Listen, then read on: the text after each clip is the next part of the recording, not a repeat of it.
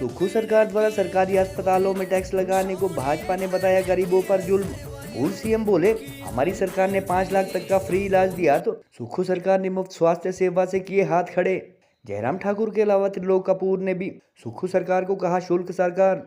इससे पहले बिजली, पानी, पेट्रोल, डीजल, सीमेंट व चूड़धार की धार्मिक यात्रा के साथ साथ हिमाचल सरकार का टॉयलेट टैक्स भी बना था नेशनल मीडिया में बड़ा मुद्दा।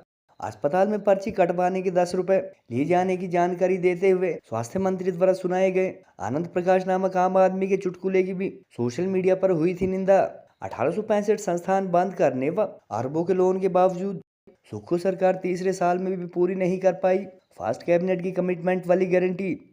हिमाचल प्रदेश में कांग्रेस की सरकार जब से बनी है, गरीब लोगों के ऊपर लगातार टैक्स पे टैक्स लगते जा रहे हैं।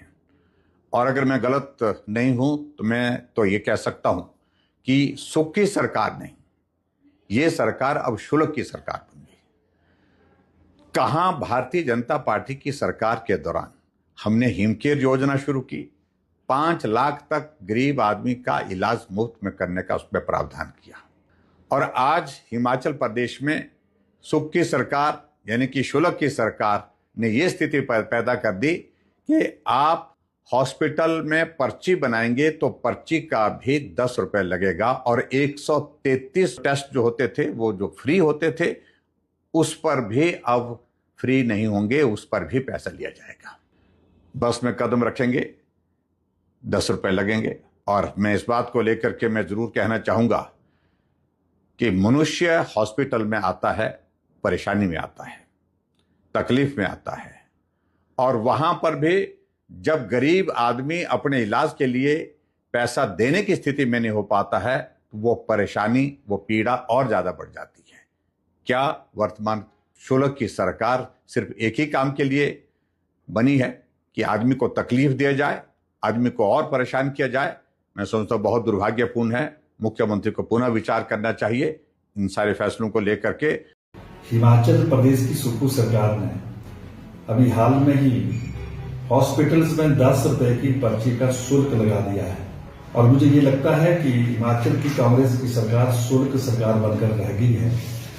इससे पहले जब सत्ता में आई थी तो सबसे पहले इन्होंने डीजल और पेट्रोल में जीएसटी लगाकर लोगों को तंग करने का प्रयास किया।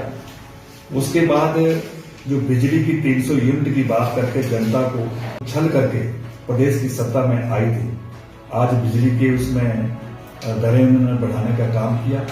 और इसी प्रकार से जो भारतीय जनता पार्टी की सरकार के शासन में सीमेंट के दाम को लेकर चिल्लाकर बात करती थी, आज उसी सरकार ने एक मुफ्त, जिसको कह सकते हैं पिछले 2.5 वर्षों में 135 रुपए उन्होंने सीमेंट का दाम बढ़ा दिया।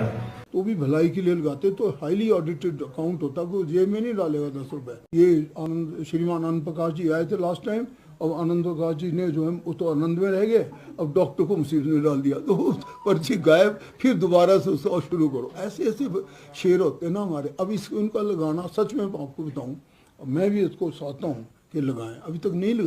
बहुत लंबे अरसे से माननीय विधायकों को इंतजार था कि उनकी जो सैलरी है वो बढ़े, और जैसा उल्लेख किया कि आज से 8 साल पहले 2017 में हमारे विधायकों की जो सैलरी और अलाउंसेज है वो बढ़े हैं, और 8 साल में महंगाई कहां से कहां पहुंची है ये किसी से छुपा हुआ नहीं है। हमारे कोई कारोबारी नहीं, अभी कोई जिक्र कर रहा था कि करोड़पति है यहाँ पे। मुझे नहीं लगता इस सदन में कोई करोड़पति या कोई धन्ना सेठ इक्का दुक्का को छोड़ के हम सब जितने भी लोग हैं, अभी उल्लेख किया है कि साधारण परिवार से उठ करके लोग आए हैं। हिमाचल प्रदेश का जो विधायक है उसकी तो सिर्फ सैलरी ही जो उसका सोर्स ऑफ इनकम है। पीडब्ल्यूडी सर 4500 सरकार से मिला था कि आउटसोर्स सरकार से मिला था? ट्रेजरी पे खरी गल है सर, 2 साल से 4500 रुपये खर्चा नहीं होंगे ना पूरा। तो तुझे मैं आउटसोर्स चला दूंगा, 9000 चाहिए? नहीं तो 10,000 दे देंगे, आउटसोर्स चलाएगा तो डेली वेज कर दिया बस सर, ऐसे बोल रहे ना। हाँ जी, तो आउटसोर्स से 10,000 नहीं आना है, 45 में गुजारा नहीं होना तो क्या काम करेंगे? तो मान्यों के जो भत्ते हैं वो 9 साल से नहीं बढ़े थे, और ये भत्ते इसलिए चर्चा में आते हैं क्योंकि इसके लिए सरकार नहीं कुछ कर सकती। हम सरकारी हम तो सरकार है जो मंत्रिमंडल के सदस्य है, वो विधानसभा में ही लाना पड़ता है, 9 साल के बाद भी लाता है। अब चीफ सेक्रेटरी साहब की पे है 3 लाख 3.5 लाख, हमारे सेक्रेटरी डीए की पे है 3,10,000, डॉक्टर प्रोफेसर डॉक्टर की पे है 3,20,000। बहुत बहुत धन्यवाद। किराया 5 रुपये लिया जाता है, तो HRTC का ये कहना है कि वे कहीं 5 रुपये नहीं होते हैं या वो नहीं होते, तो उसको ये फैसला किया कि 5 रुपये से बढ़ा करके मिनिमम जो है उसको 10 रुपये करने का फैसला लिया गया है। प्रदेश की कांग्रेस अथवा सुक्खू सरकार द्वारा सरकारी अस्पतालों में प्रवेश अथवा पर्ची कटवाने के 10 रुपए लिए जाने के फैसले की भाजपा ने कड़ी निंदा की और इसे गरीबों पर एक और जुल्म करार दिया। नेता प्रतिपक्ष जयराम ठाकुर ने कहा कि हमारी सरकार ने जहां हिम केयर योजना के तहत गरीब लोगों को 5 लाख तक का मुफ्त इलाज दिया, वहीं शुल्क की सरकार बन चुकी सुक्खू सरकार मुफ्त इलाज की जिम्मेदारी से भागने के साथ साथ बस में बैठने की तरह हॉस्पिटल में प्रवेश के भी 10 रुपए वसूलने जा रही है। नेता प्रतिपक्ष जयराम के अलावा भाजपा नेता त्रिलोक कपूर ने भी हॉस्पिटल में यूजर चार्जेस को गरीब जनता पर एक और जुल्म करार देते हुए कहा कि इससे पहले सुक्खू सरकार डीजल, पेट्रोल, बिजली, पानी व सीमेंट महंगा कर अथवा इस पर टैक्स लगाकर गरीबों की जेब खाली करने का काम कर चुकी है। गौरतलब है कि इन टैक्स के अलावा सुक्खू सरकार द्वारा चूड़धार की धार्मिक यात्रा व शिमला में कथित टॉयलेट टैक्स भी नेशनल मेन स्ट्रीम मीडिया की सुर्खियों में रहा था। हालांकि सरकार द्वारा यह शुल्क लेने के फैसले रोल बैक किए जा चुके हैं। गत दिनों प्रदेश सरकार के सबसे बुजुर्ग स्वास्थ्य मंत्री डॉक्टर धनीराम शांडिल ने हॉस्पिटल में 10 रुपए यूजर चार्जेस लिए जाने के पीछे आनंद प्रकाश नामक एक आम आदमी द्वारा पर्ची गुम किए जाने का चुटकुला सुनाया गया था, जिसकी काफी सोशल मीडिया यूजर ने निंदा करते हुए इस फैसले का विरोध किया था।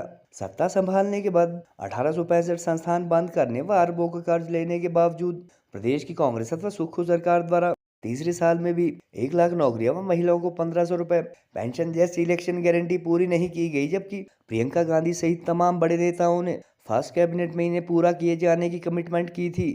बहरहाल हिमाचल के अस्पतालों में पहली बार पर्ची काटने के 10 रुपए लिए जाने को भाजपा जहां बड़ा मुद्दा बना रही है, वहीं आम सोशल मीडिया यूजर भी इस फैसले की निंदा कर रहे हैं।